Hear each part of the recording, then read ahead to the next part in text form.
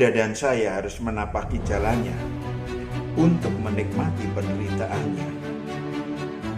Bagi manusia-manusia tentu saja yang sudah ditebus dosanya, merasa ditebus dosanya, merasa orang pilihan untuk versinya, itu tentu saja tidak tertarik pada pembahasan kebenaran ini.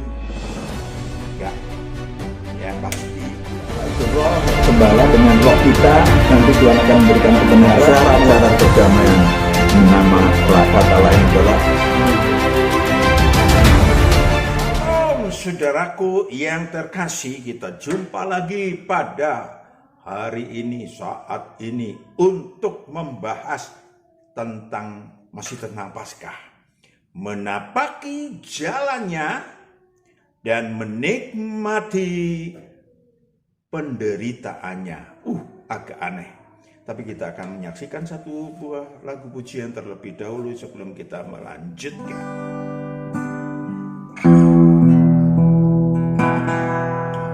Jalan Via Dolorosa saat di Yerusalem, seorang tak berdosa disalibkan, dicaci dan dihina, diteriakkan kematiannya.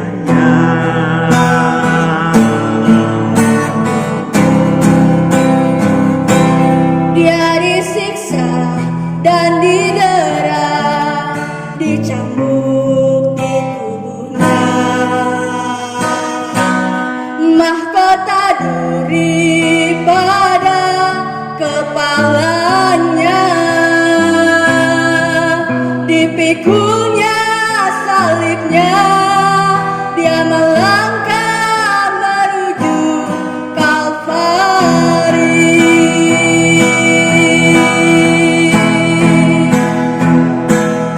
Jalan Via Dolorosa, jalan penderitaan.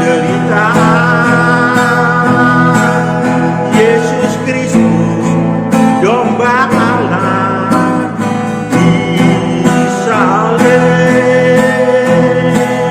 Dia memilih disalib, bukti kasih pada kita, karena kita dia serahkan dirinya di Kalvari. Darahnya mengalir, membasuh dosa, membukakan jalan kepada Allah. Jalan Via Dolorosa, jalan penderitaan. Yesus Kristus, domba Allah, disalib. Dia memilih disalib, bukti kasih pada kita, karena kita dia serahkan dirinya di Kalvari, karena kita dia serahkan dirinya di Kalvari.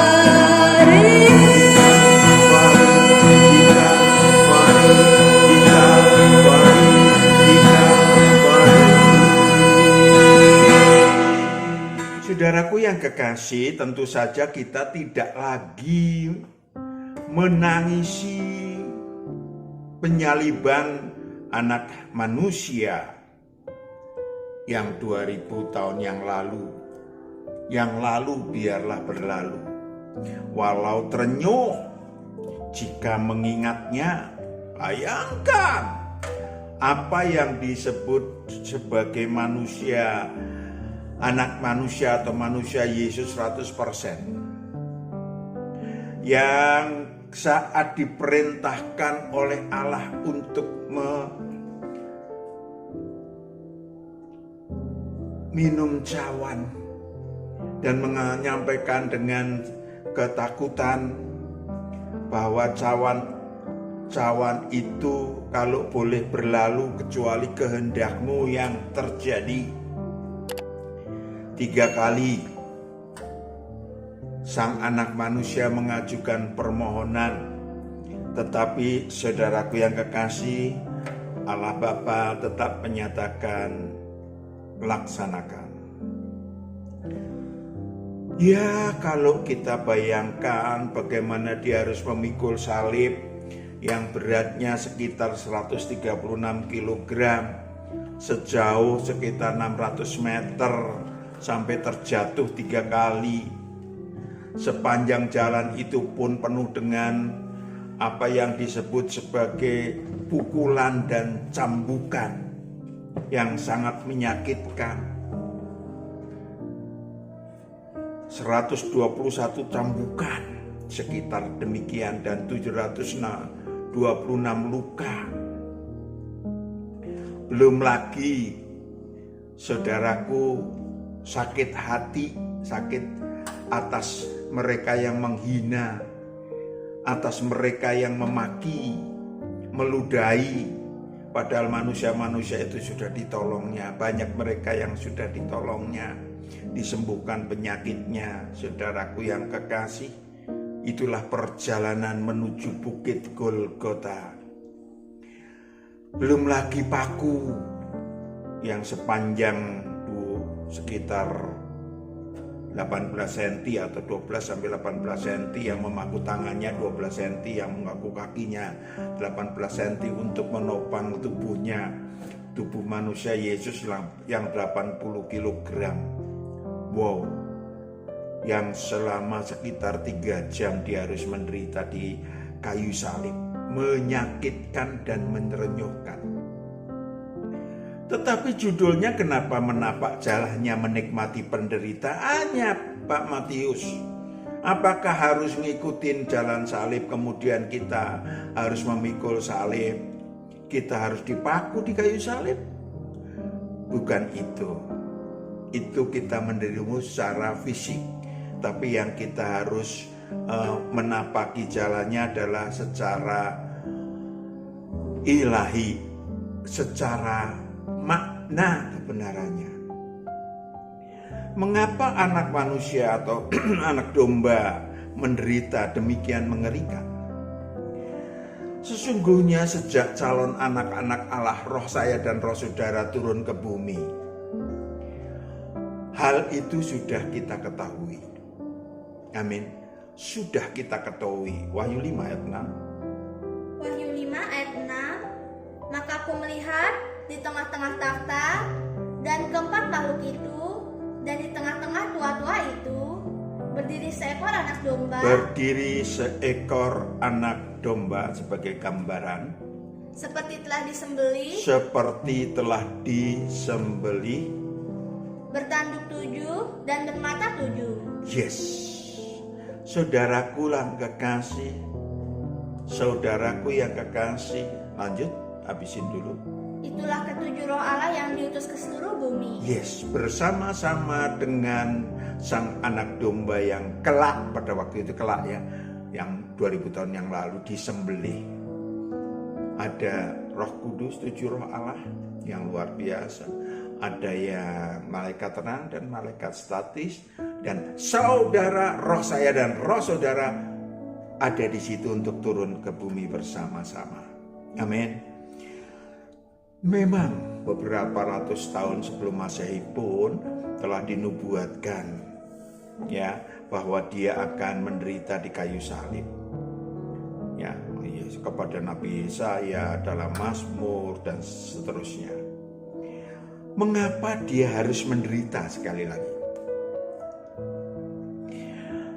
Anak manusia yang 100% manusia harus menderita karena melaksanakan kehendak Allah Bapa. Itu pelajarannya. Saudaraku yang kekasih, yang harus dia taati 3 kali. Dia berdoa, ya, pada waktu itu dalam sebagai manusia dia merasa sedih dan gentar. 3 kali di mana dia harus menyampaikan, kalau bisa cawan itu berlalu tetapi kehendakmu yang jadi. Ketika jawaban yang ketiga tetap saja, maka mari dengan gagahnya dia katakan, mari kita laksanakan kehendak Allah Bapa. Saudaraku yang kekasih, sudah dinubuatkan, ya, disampaikan, dinubuatkan, diinformasikan Allah melalui nabi-nabi bahwa Mesias harus menderita. Maka, ya, Lukas 24 ayat 44 sampai 47. Lukas 24 ayat 44 sampai 47. Ia berkata kepada mereka, inilah perkataanku yang telah kukatakan kepadamu, Yes. ketika aku masih bersama-sama dengan kamu, yakni bahwa harus digenapi semua yang ada tertulis tentang aku dalam kitab Taurat Musa dan kitab Nabi-Nabi dan kitab Mazmur. Yes. Ada semua di dalam kitab-kitab yang disebutkan tadi. Lanjut. Lalu ia membuka pikiran mereka sehingga mereka mengerti kitab suci. Katanya kepada mereka, ada tertulis demikian, Mesias harus menderita dan bangkit dari antara orang mati. Mesias harus menderita dan bangkit dari antara orang mati. Pada hari yang ketiga. Pada hari yang ketiga. Dan lagi dalam namanya berita tentang pertobatan dan pengampunan dosa harus disampaikan kepada segala bangsa. Yes, harus disampaikan kepada segala bangsa. Seluruh umat manusia ada penghapusan dosa dan penyucian dari yang jahat. Itulah sarana yang luar biasa yang diproklamirkan oleh anak manusia di atas kayu salib. Menderita karena bertugas menolong atau mengajar kepada saudara dan saya, kepada umat manusia, bagaimana memenangkan pencobaan, bagaimana mengalahkan iblis. Ya, walaupun secara kasat mata kita tadi menderita, tetapi sesungguhnya secara ilahi dia telah mengalahkan iblis, sehingga iblis harus dihukum di jurang maut. Ya, ini cara dengan fakta, bukan teori aja. Halo, dengan fakta, bukan teori aja, dengan melakukan. Sehingga saudaraku yang kekasih, saudara bisa terpimpin oleh Tuhan untuk diselamatkan. Saya dan saudara, di mana yang ditakuti umat manusia, yakni iblis yang berkuasa atas maut, itu yang ditakuti manusia, telah dikalahkan oleh Yesus Kristus menghuni jurang maut selama 1000 tahun. Itulah berita penderitaan yang harus dinikmati oleh Anda dan saya. Karena apa? Karena kebangkitannya, karena kemenangannya yang sekarang masih dirayakan. Dia berbicara kepada banyak orang dalam pada waktu pasca kebangkitan pertama, berbicara sampai 500 orang, menjamah, memberikan delegation of authority kepada murid-muridnya yang 10 orang, karena Yudas nggak ikut, yang satunya juga nggak ikut. Saudaraku yang kekasih, Anda dan saya harus menapaki jalannya untuk menikmati penderitaannya. Bagi manusia-manusia tentu saja yang sudah ditebus dosanya, merasa ditebus dosanya, merasa orang pilihan menurut versinya, itu tentu saja tidak tertarik pada pembahasan kebenaran ini. Enggak, ya pasti enggak laku. Tetapi bagi saudara yang benar-benar mau ikut Kristus, yang benar-benar mau diselamatkan untuk kalau meninggal masuk Firdaus, kelak pasti masuk surga kekal. Bagi saudara yang ingin dilepaskan dari rohnya dari kerajaan maut dan tubuh alamiahnya dari nasib buruk atau maut, maka mari kita belajar memperjuangkan, menerapkan untuk supaya saudara dan saya menapaki jalannya, menikmati apa yang disebut seperti yang sekarang sedang diperingati, menikmati kebangkitan pertama dari antara orang mati kalau saya dan saudara meninggal. Ya, setiap tujuan, halo, pada umumnya dulu ya, setiap tujuan itu memerlukan perjuangan, baik bidang sekuler, ya kan, apalagi ilahi. Tengok saja, untuk menempuh SD, sampai SMA, seseorang harus seminggu 5 kali pergi ke sekolah, ujian atau ulangan lagi, iya kan? Bayar lagi, tiran. Demikian sesungguhnya analogi atau gambaran daripada perjuangan ilahi yang lebih besar. Itu kalau perjuangan 12 tahun itu belum ditambah TK ya, 12 tahun itu saudaraku yang kekasih, itu cuma dapat ijazah SMA, maaf. Untuk melamar kerja juga melamar 20 kali ditolak 30 kali saudara. Iya kan? Apalagi kalau saudara memerlukan perjuangan ilahi yang jauh lebih tinggi. Tidak bisa saudara kemudian seperti misalnya saudara anak kepala sekolah, ya kan, saudara anak kepala sekolah, maka saudara melakukan komplain, protes, bilang sama bapaknya, "Bapak, saya kan anaknya kepala sekolah, saya nggak usah sekolah, saya minta langsung ijazah saja." Bisa? Nggak bisa saudara, nggak bisa. Kita tengok deh Matius 7 atau Matius 3 ayat 7 sampai 9. Matius 3 ayat 7 sampai 9. Tetapi waktu ia melihat banyak orang Farisi dan orang Saduki datang untuk dibaptis, berkatalah ia kepada mereka, "Hai kamu keturunan ular beludak, Hai kamu keturunan ular berludak, siapakah yang mengatakan kepada kamu bahwa kamu dapat melarikan diri dari murka yang akan datang? Jadi hasilkanlah buah yang sesuai dengan pertobatan." Ya, ndak bisa saudara keturunan si anu, ndak bisa.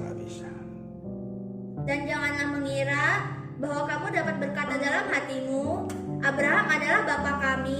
Abraham adalah bapa kami, lalu? Karena aku berkata kepadamu, Allah dapat menjadikan anak-anak bagi Abraham dari batu-batu ini. Ya, saudaraku yang kekasih, sekali lagi perlu menapaki jalan Tuhan, perlu kemudian berjuang bersama Tuhan. Oke, kayak apa Pak? Ya, kita manusia bersifat dinamis. Sifat kita dinamis, rohnya dinamisnya begini, tubuhnya dinamisnya lebih, kurvanya lebih tinggi lagi. Sehingga untuk itu saudara dan saya dipersilahkan memilih. Saudara baca sendiri Ulangan 30 ayat 11-20. Memilih ikut Tuhan atau memilih ikut dunia? Oke? Nah, kita akan atau kita dipersilahkan memilih. Maka setiap strata harus memiliki perjuangan dengan motivasi masing-masing. Kita kuatkan motivasinya. Kalau saudara ingin kerja, mungkin saudara tidak cukup dengan SMA. Saudara perlu menempuh S1. Kalau saudara mau menjadi dosen, minimal S2. Kalau saudara mau ahli riset tentang sesuatu, tentu saudara harus menempuh S3. Maka saudaraku, perkuat motivasinya. Saudara mau ngapain? Kalau saudara ingin pulang ke surga kekal, di tempat tanah kelahiran kita, roh-roh kita, maka saudara perlu berjuang. Kita ambil contoh Musa. Musa memilih taat sebagai umat Allah untuk menggapai surga kekal daripada menikmati kesenangan dari dosa sebagai putra Firaun, ya kan, yang penuh kemewahan duniawi. Saudara baca Ibrani 11 ayat 24-29, silakan baca. Maksud saya supaya kita rame-rame lah merayakan Paskah ilahi, amin. Demikian juga manusia-manusia beriman yang rindu pulang ke tanah air. Saudara, rindu pulang ke tanah air, Ibrani 11 ayat 13-16. Kalau itu dibaca oleh saudara sendiri nanti tentang Musa. Ibrani 11 ayat 13-16. Dalam iman, mereka semua ini telah mati sebagai orang-orang yang tidak memperoleh apa yang dijanjikan itu. Iya, tidak memperoleh pada waktu kita masih hidup, nggak memperoleh seakan-akan ya, nggak memperoleh. Maksudnya memperoleh itu yang kelihatan. Lanjut.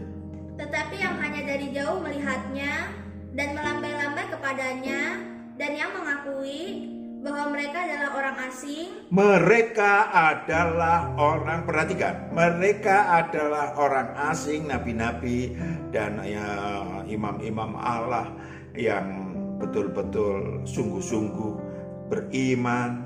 Lanjut. Dan pendatang di bumi ini. Pendatang di bumi ini.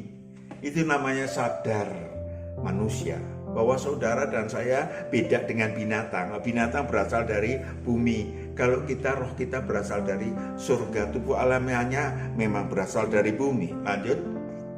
Sebab mereka yang berkata demikian menyatakan bahwa mereka dengan rindu mencari suatu tanah air. Mereka dengan rindu mencari suatu tanah air.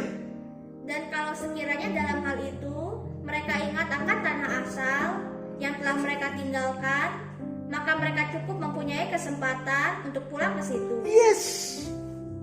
Dibutuhkan saudara ingat nggak? Kalau saudara ingat, saudara berjuang nggak ke surga kekal? Itu akan diakui Allah sebagai apa? Lanjut. Tetapi sekarang mereka merindukan tanah air yang lebih baik, yaitu satu tanah air surgawi. Tanah air surgawi. Sebab itu Allah tidak malu disebut Allah mereka, karena Ia telah mempersiapkan sebuah kota bagi mereka. Yes. Saudara dipersiapkan untuk nanti kelak kita menjadi raja-raja, menjadi imam-imam Allah yang maha tinggi di kota yang disiapkan oleh Allah di surga kekal. Kalau saudara berbuah 5 kota, kalau saudara berbuah 10, memerintah 10 kota dan seterusnya. Yap, Anda memperjuangkan kelanjutannya. Yang kedua adalah menderita karena memperjuangkan agar kalau meninggal. Halo? Seluruh manusia itu akan meninggal kapan saja, di mana saja, tanpa minum Coca-Cola. Maaf, saya bercanda, tetapi yang jelas saya tidak bercanda ketika saya sampaikan bahwa setiap orang akan mati. Mati bukan akhir. Halo? Mati itu bukan, meninggal itu bukan akhir. Itu awal. Apakah roh kita, roh saudara, roh saya akan menghuni alam maut, siksa kubur, alam orang mati, dunia orang mati, atau saudara, roh saya dan roh saudara naik ke Firdaus, merayakan, merasakan kebangkitan pertama dari antara orang mati. Itu, ya, saudaraku yang kekasih, apakah kita ambil contoh deh, kita tengok Saulus yang meninggalkan status sekuler, strata duniawi, status religinya untuk menapak kebenaran sejati agar dapat mengenal Yesus Kristus yang ilahi sehingga beroleh kebangkitan pertama dari antara orang mati. Saya ambil yang ekornya aja, Filipi 3 ayat 10 sampai 11. Filipi 3 ayat 10 sampai 11. Yang ku kehendaki ialah mengenal dia dan kuasa kebangkitannya yang sekarang sedang dirayakan, dan persekutuan dalam penderitaannya, di mana aku menjadi serupa dengan dia. Aku, Saulus, menjadi serupa dengan dia dalam kematiannya, supaya aku akhirnya tubuh alamiahnya sama-sama mati, supaya aku, rohku, akhirnya beroleh kebangkitan dari antara orang mati. Yes, dari antara orang mati. Itu perjuangan. Maka seluruh strata jasmaniahnya dianggap sampah oleh dia. Saudaraku yang kekasih, saya ingin sampaikan kepada saudara, ya, kebangkitan pertama dari antara orang mati yang sekarang sedang dirayakan, yang sekarang sedang sampai nanti 40 hari ya, saudaraku yang kekasih, harusnya saudara perjuangkan. Karena kalau matinya minggu depan, maka minggu depan rohnya saudara masih tetap ikut Kristus masuk ke Firdaus. Ini berita kebangkitan pertama. Saya nggak mau nunggu-nunggu kebangkitan kedua setelah kiamat. Lalu roh saya masuk di alam maut. No way. Ya, sistem kebangkitan pertama atau sistem Injil Kerajaan Allah maka sudah ada. Mari kita nikmati. Mari kita selusuri apa yang disebut sebagai jalannya. Mari kita nikmati kebangkitannya. Sejak sekarang diperjuangkan. Yang terakhir, menderita sebagai murid Tuhan. Perintah yang disampaikan 2000 tahun yang lalu ketika dia bangkit dari antara orang mati adalah Matius 28 ayat 19-20. Matius 28 ayat 19 sampai 20. Karena itu pergilah. Jadikanlah semua bangsa muridku. Disuruh bekerja, saudara. Jadikanlah semua bangsa muridku. Dan baptislah, masukkan ke dalam kehidupannya. Bukan upacara ini, bukan acara ini. Lanjut. Dalam nama Bapa dan Anak dan Roh Kudus. Yes. Dan ajarlah mereka melakukan segala sesuatu yang telah kuperintahkan kepadamu. Melakukan segala sesuatu yang telah kuperintahkan kepadamu. Ada 3 perintah. Dan ketahuilah, aku menyertai kamu senantiasa. Aku menyertai kamu senantiasa. Sampai kepada akhir zaman. Jadi itu bukan Taurat yang manapun juga. Ya, tetapi Injil Kerajaan Allah, yaitu menjadi murid Tuhan, menderita sebagai murid Tuhan. Kalau saudara ingin, kalau murid Tuhan itu fasilitasnya luar biasa. Saya sudah sampaikan berkali-kali, ada kerajaan Allah yang membuat saudara bisa produktif ilahi dan berprestasi ilahi. Ada saudara bisa ambil bagian dalam persekutuan dengan Dia. ambil bagian untuk supaya saudara bisa mendapatkan kesempatan untuk di dalam Allah Tritunggal, sehingga saudara bisa mendapatkan apa yang disebut sebagai kesempurnaan. Itu bukan istilah saya. Mari kita tengok, itu istilah Tuhan. Matius 19 ayat 16 sampai 22. Matius 19 ayat 16 sampai 22. Ada seorang datang kepada Yesus dan berkata, Perhatikan baik-baik. perbuatan baik apakah yang harus kuperbuat Perbuatan baik apakah yang harus kuperbuat untuk memperoleh hidup yang kekal? untuk memperoleh hidup yang kekal? Jawab Yesus, apakah sebabnya engkau bertanya kepadaku tentang apa yang baik? Hanya satu yang baik. Tetapi jikalau engkau ingin masuk ke dalam hidup, turutilah segala perintah Allah. Turutilah segala perintah Allah. Perhatikan jawabannya. Kata orang itu kepadanya, perintah yang mana? Kata Yesus, jangan membunuh, jangan berzina, jangan mencuri, jangan mengucapkan saksi dusta, hormatilah ayahmu dan ibumu, dan kasihlah sesama manusia seperti dirimu sendiri. Itulah yang disebut ketentuan di dalam pengikut Taurat dan kitab para nabi. Lanjut. Kata orang muda itu kepadanya, semuanya itu telah kuturuti, Semua telah kuturuti. apalagi yang masih kurang? Yes, lanjut. Kata Yesus kepadanya, jikalau engkau hendak sempurna, Jikalau engkau hendak sempurna, pergilah, jualah segala milikmu, dan berikanlah itu kepada orang-orang miskin, maka engkau akan beroleh harta di sorga. Kemudian datanglah kemari dan ikutlah aku. Yes, datanglah kemari dan ikutlah aku. Datanglah kemari dan ikut aku. Kalau mau sempurna.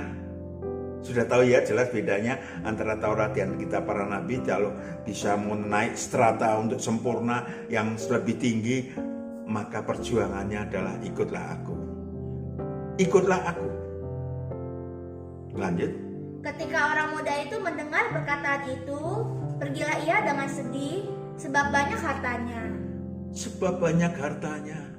Rupanya dia lebih suka untuk ngelonin hartanya dibanding menjadi manusia sempurna, padahal keinginannya sudah ada, yaitu ingin masuk surga kekal. Halo, tengok diri kita sendiri, saudaraku yang kekasih. Adakah keinginan kita untuk masuk surga kekal atau masuk surga kekal dengan sempurna? Dan tidak mudah. Tidak mudah. Sebab, lanjut. Yesus berkata kepada murid-muridnya, aku berkata kepadamu, sesungguhnya sukar sekali bagi seorang kaya untuk masuk ke dalam kerajaan surga. Seorang kaya untuk masuk kerajaan surga. Perhatikan baik-baik. Ya, bukan karena kaya punya duit, tetapi kaya karena hati, tetapi kaya dan hatinya berada di harta. Kalau saudara kaya tetapi saudara bisa rendah hati, ngasih musuh, saudara bisa membuang seluruh absintus dan kemudian karakter buruk dan kenajisan. Namanya kaya di hadapan Tuhan. No problem. Lanjut.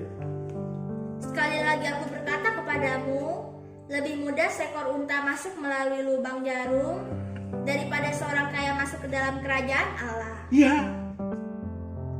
Ya, kerajaan Allah. Halo, seorang kaya masuk kerajaan Allah. Kerajaan Allah adalah suatu kerajaan yang ada di bumi, yang untuk roh manusia, yang bisa berproduktif ilahi, berprestasi ilahi, dapat mengumpulkan harta surgawi, dapat berpangkat ilahi. Udah saya terangkan semuanya. Tetapi tidak gampang masuk. Ya, kalau orang yang hatinya berada di harta seperti orang kaya tadi, orang yang kemudian memiliki kenajisan, karakter buruk, ya kesombongan, hujat, dan banyak lagi, mereka harus menyangkal dirinya, lalu memikul salibnya setiap hari, baru ikut aku. Jelas kan? Mari saudaraku yang kekasih, kalau saudara ingin strata tertinggi, sempurna strata tertinggi. Apa itu Pak strata tertinggi? Matius 19 ayat 27-28. Matius 19 ayat 27 sampai 28. Lalu Petrus menjawab dan berkata kepada Yesus, "Kami ini telah meninggalkan segala sesuatu dan mengikut Engkau. Jadi apakah yang akan kami peroleh?" Kata Yesus kepada mereka, Aku berkata kepadamu, perhatikan saudaraku yang kekasih, fasilitas buat murid Tuhan, strata tertinggi dari umat manusia. Sesungguhnya pada waktu penciptaan kembali, setelah kiamat kelak, pada waktu penghakiman, apabila anak manusia bersemayam di takhta kemuliaannya, kamu yang telah mengikut aku, akan duduk juga di atas 12 takhta. Wow, akan duduk juga di 12 takhta, sementara manusia lain dihakimi rohnya menurut perbuatannya dan menurut religinya, Tauratnya dan kitab yang dia anutnya. Murid-murid Tuhan berada di stafnya sang penghakim, yakni Yesus Kristus, atau sang apa yang disebut sebagai hakim yang tertinggi. Lanjut. Untuk menghakimi ke-12 suku Israel. Yes. Saudaraku yang kekasih, mari kita mulai memperjuangkan untuk menjadi sempurna. Mari kita memulai apa yang disebut menapaki jalannya dan menikmati penderitaannya. Tinggal saya dan saudara, tinggal kita, tinggal saudara untuk menerapkan dalam hidup yang tersisa. Selamat Paskah Ilahi. Kita berdoa. Bapa di surga, anak-anakmu yang mendengarkan kebenaran ini telah memeteraikan dalam hati. Maka Bapa, Engkau yang akan memimpin anak-anakmu ini dengan kasih dan kuasa-Mu, karena Engkau adalah Allah yang hidup. Walaupun 2000 tahun yang lalu mati di kayu salib tubuh alamiahnya, tetapi roh-Mu adalah yang awal, yang akhir, dan yang hidup. Mari kami serahkan anak-anak-Mu ke dalam haribaan-Mu. Tuhan memberkati. Dalam nama Yesus Kristus kami berdoa mengucap syukur. Haleluya. Amin. Tuhan berkati. Shalom.